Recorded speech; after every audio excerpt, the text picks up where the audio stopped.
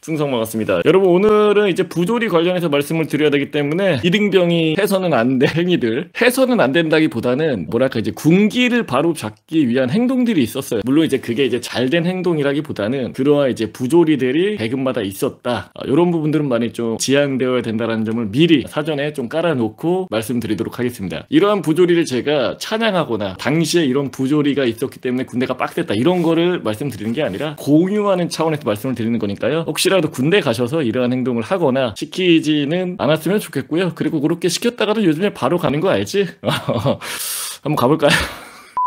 첫 번째 부조리부터 말씀드리도록 하겠습니다. 당시에 2004년도를 회상을 해서 말씀을 드리는 겁니다. 첫 번째, 이등병끼리 말 못함. 일단은 이등병끼리 말을 못한다라는 게 당연히 뭐 동기나 아니면 이제 뭐 한두 달 선임이랑 둘이만 있을 때 아니면 넷이만 있을 때는 대화를 할 수가 있는데 그러다가 갑자기 고참이 들어와 버리잖아. 딱 이래 진짜로. 야, 미쳐가지고 이등병끼리 대화하게 돼 있나? 그럼 확 조용해. 아니 진짜라니까. 정말 신병으로 왔을 때 한두 달 정도는 이등병끼리 대화하는 게 너무 어려웠다. 첫 번째. 두 번째로 점호 시간에 웃으면 안 돼. 잇몸 노출 불가. 이거는 어떤 사람이나 다 맞을 거야. 진짜 팩트. 점호 때 한 내무실에 15명에서 한 20명 사이 있었어요. 맞은편에 7명, 8명, 그리고 이쪽에 8명, 9명 이제 이런 식으로 있었는데 가운데 이제 그 짬창 친구들이 있었잖아요. 상병이나 병장들이. 가만히 있을 때는 괜찮아. 뭐 웃을 일이 없어. 웃을 일이. 근데 이제 선임들이 웃기려고 한단 말이야. 서 있는 2등병이나 1병 특히 갓 입대한 지 얼마 안 되는 2등병 라인, 예를 들면은 이제 병뚜껑 같은 것들을 이제 눈에 낀다거나 웃긴 표정을 짓는다라던가 이렇게 강제적으로 웃기려고 해요. 그리고 웃으면 어떻게 되냐면은 진짜 뻥아치고 점호 끝나고 쌍욕을 먹던 아니면 점호 중에 쌍욕을 많이 먹어요. 그래서 저를 포함해서 동기가 이제 4명 있었는데 다들 진짜 웃음을 참기 위해서 저 같은 경우에는 이제 차렷하고 서 있으면 이제 시선은 맞은편에 있는 간물대에 옷이 이제 3개가 걸어져 있으니까 사단 마크를 이제 정중앙으로 보고 있고 이제 밑에 내려가 있는 이제 선임들이 많이 웃길 거 아니야. 그럼 그걸 참아야 되잖아. 차렷하고 있으니까 어떻게 해야 되겠어. 손으로 이 허벅지 있는 데를 거짓말이 아니라 피멍이 들 때까지 꼬집어. 왜냐하면 웃음 참기가 너무 힘드니까 이 고통이 웃음보다 커야 참을 수가 있는 거야. 그래도 점호 끝나고 나면 여기 진짜 허벅지라던가 이런데 정말 피멍이 들었습니다. 그래서 이거는 진짜 많은 분들이 공감을 하실 거예요. 현재 지금 채팅을 하고 계시는 분들도 점호 시간에 웃지 않는 거 2등병 때 팩트야. 그 다음에 세 번째, 이거는 무조건인데 우리가 이제 잘 수 있는 시간들이 정해져 있잖아요. 그 외의 시간들이 있어요. 예를 들면은 정신교육 시간, 야외에 나가서 교육받는 시간, 아니면은 뭐 60 트럭 타고 이동하는 시간들이 있어. 그때 졸면 안 돼. 인정하지? 졸면 안 돼? 자면 안 돼라는 표현은 그냥 4글자만 있으면 되잖아. 4글자. 편한 표현이에요. 근데 이게 진짜 부대에서 이상한 게 그냥 앉으면 졸려.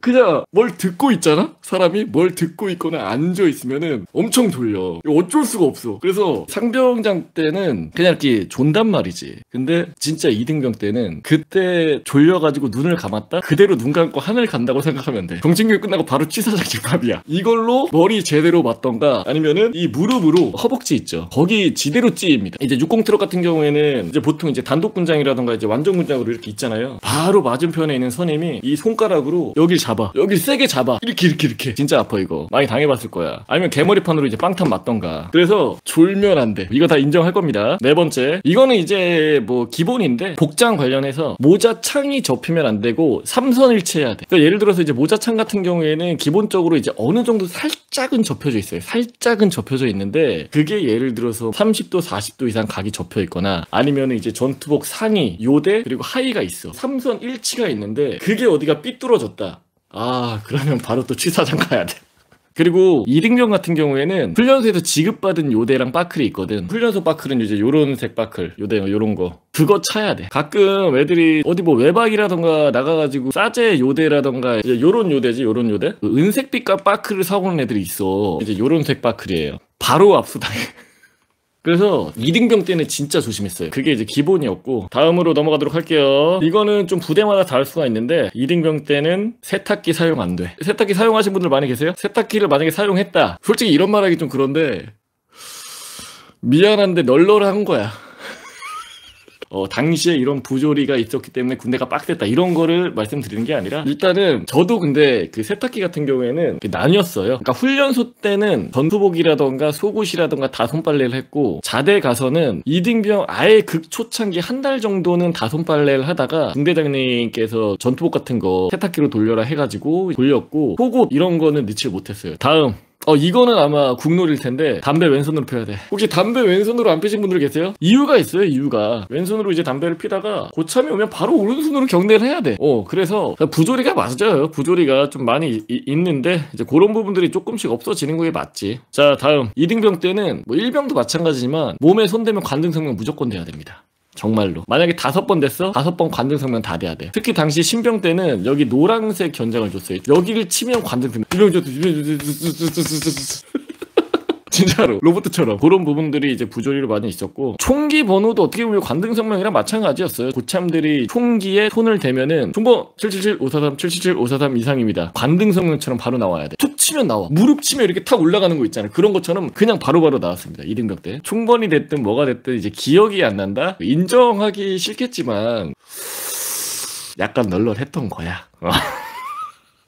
이런 부분들은 많이 좀 지양되어야 된다는 점을 미리 사전에 좀 깔아놓고 다음 제가 있었던 부대 같은 경우에는 이제 전투화를 닦을 때 이등병은 전투화 들고 닦으면 안 돼.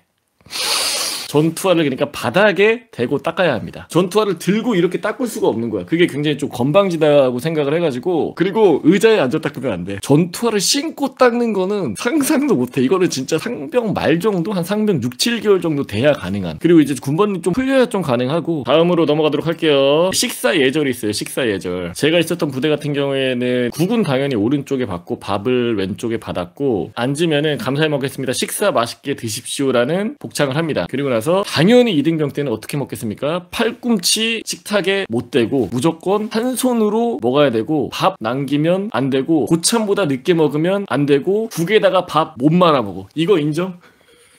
이 중에 만약에 하나라도 없다. 하나라도 포함이 안 된다. 이런 말하기 좀 뭐한데 군생활 널널하고 다음 우선은 혼자 화장실 못 가. 그리고 혼자 전화통화 못 가. 화장실 갈 때 보고를 해야 됩니다. 일병이나 아니면 한 2개월 선임이 화장실을 같이 가요. 그리고 얘가 소변을 보든 배변을 보든 화장실 앞에서 기다립니다. 이거 인정하시는 분들 많을 거야. 전화통화 같은 경우에는 일병님 뭐 전화하러 가도 되겠습니까? 이게 아니야. 이러면은 군생활 바로 꼬인다고 보면 돼. 그게 아니라 전화를 하러 가는 시간이 있습니다. 그 시간 정도가 되면은 일병급이나 선임들이 야 전화통화하러 갈래 하면 알겠습니다 하고 가는 거야. 이등병 때는 진심으로. 당연히 이제 화장실이나 전화통화도 못하면 뭐를 못하겠어요. 당연히 담배도 혼자 못 피러 가는 거야. 담배 같은 경우에는 처음에 오면은 이거는 이제 거꾸로 이게 너무 고통스러울 수가 있는데 이거는 담배를 너무 많이 피자고 해. 예를 들어서 이등병 때는 담배를 누구랑 피고 들어왔어요. 그러면 상병이 야 담배 폈냐? 방금 전에 피고 왔습니다. 이렇게 대답도 못해. 왜냐면은 너 그럼 피기 싫어? 이렇게 나오기 때문에 아닙니다. 담배 괜찮습니다. 이래가지고 초대에 예를 들어서 20명이 있고 그중에 한 10명이 담배 피면 그 10명이 하루 안에 다 가. 이등병 때는. 그래서 담배를 혼자 필 수는 없지만 강제로 많이 필 수는 있다. 그렇다고 뭐 안 피는 사람을 막 강제로 피게 하는 경우는 거의 없어요. 거의 없고 만약에 개화 중에 있다고 하면은 질 안 좋은 고참이라고 보시면 되죠. 다음 TV 시청 같은 경우는 이등병 때 했는데 그 뭐랄까 이제 아예 빠져서 봤다기보다는 이 자세에서 봐. 대각선에서 이렇게 못 봐. 이렇게 그리고 이등병 때 가장 힘든 게 뭐냐면은 아침에 기상했을 때가 너무 힘들어. 할 게 너무 많아. 일단은 일어나면은 5분 전부터 눈이 당연히 떠져 있는 거 기본이야. 혹시라도 안 떠져 있는 애들도 취사장에 뒤에 몇 번 집합해가지고 이미 정신적인 고통이라던가 육체적인 고통을 많이 가해지다 보면은 한 3, 4일 뒤부터는 자동으로 그냥 눈이 떠져 있어. 5분 전부터. 그래서 딱 일어나면은 친구를 이게 표현이 어떤 표현이 맞는지 모르겠는데 정광석화처럼